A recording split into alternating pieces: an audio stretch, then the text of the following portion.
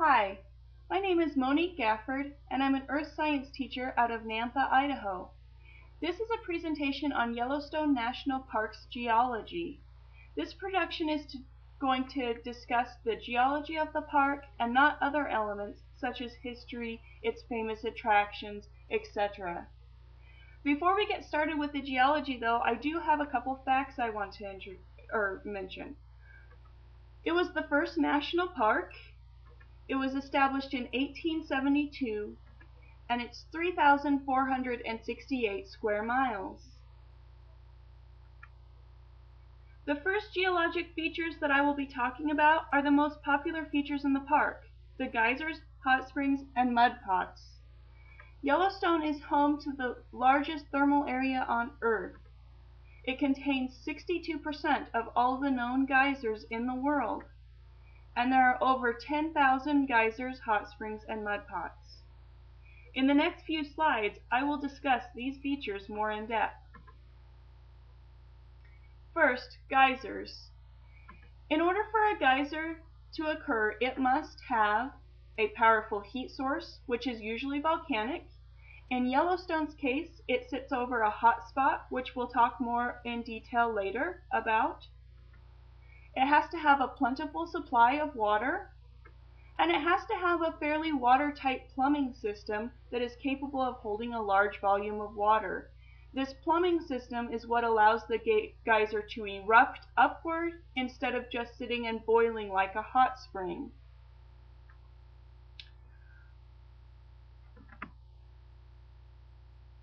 The picture shown in this slide is one of the more popular geysers in the park. It is Old Faithful.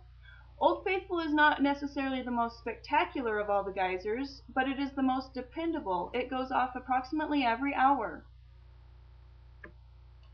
Next, I want to talk about hot springs. In order to be considered a hot spring, the water must be a temperature that is above that of the human body. This is a picture of Mammoth Hot Springs, and it is known for its tiered deposits of calcium left behind as the water has flown over its tiers. And then this is another hot spring called the Morning Glory Pool, and it used to be blue all the way out to the edges, but pollutants have caused the water to cool, and as the water cools, bacteria colonies have been able to form on the edges. And then the third geologic or geothermal thing that I want to talk about are the mud pots. Mud pots occur when there isn't a large volume of water, so the hot water mixes in with the soil. And in this picture you can see a couple of the bubbles as they're boiling up in the mud pot and popping. The rest of this presentation, I would like to talk about some of the historical geologic events of the park. In the park, there have been glaciers that have retreated from the area, leaving behind glacial striations on the rocks and large boulders. There's glacial boulder shown in the picture.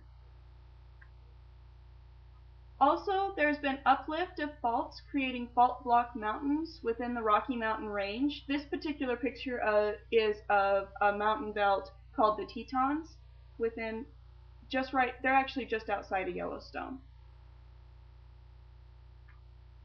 Also in the park, canyons have been created as Yellowstone River has carved away the walls. It's in these canyons that you can see the yellow rocks for which the park was named. Also, many landslides and mud flows have occurred after the many fires that the park has seen. Below I've shown a picture of a firefighter during the 1988 fire, and it's important for me to mention here that the reason fires are a cause of landslides and mud flows is because as they strip away the vegetation, as the vegetation burns in the area, you lose the root system that's holding the ground in place. So then you end up with landslides and mud flows.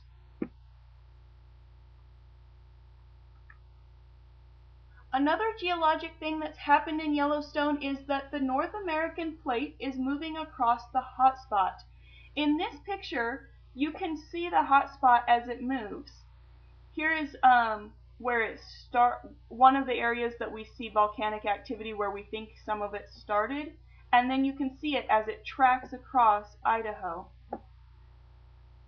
The MYA refers to million years ago, so this is scientists' hypothesis of what they think happened and how long ago it happened.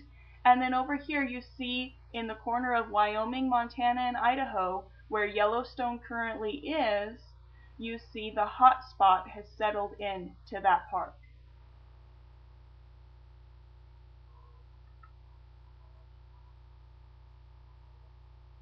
As the hot spot moved under where Yellowstone currently sits, the formation of a caldera occurred.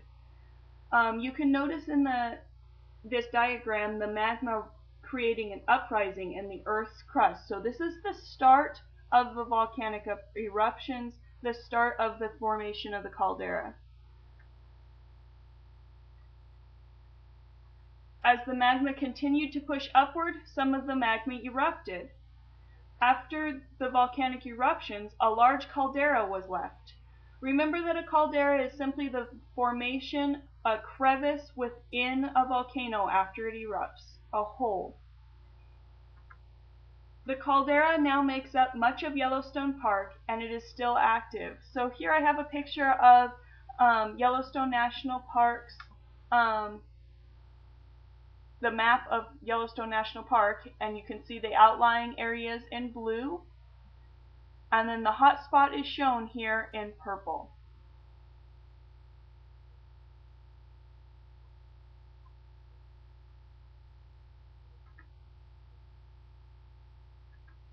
The Yellowstone caldera. Yellowstone's caldera is a multiple eruption caldera, which means it took at least 3 eruptions in the past to make such a large caldera. The caldera is about 40 miles long and 30 miles wide. Scientists don't know when the next eruption will be, but they've been monitoring it for years, and they'll continue to monitor it. While they're monitoring it, they have noticed high uplift rates, earthquake swarms, some volcanism in the caldera, and the presence of a shallow heat source in the upper crust. Scientists also don't know what's going to happen when it does erupt. They don't know if it's going to be a huge eruption that affects the entire globe as it spews large volumes of lava and ash, or it could be that it's just several medium-sized eruptions throughout the caldera. They don't know. I hope this presentation was informative and engaging. If you'd like to see more images or pictures of Yellowstone, I would suggest you look at the following resources. I've also posted these resources in my description area on my YouTube video, so if you'd like to copy and paste those into the web, then you can do that. Thanks for listening.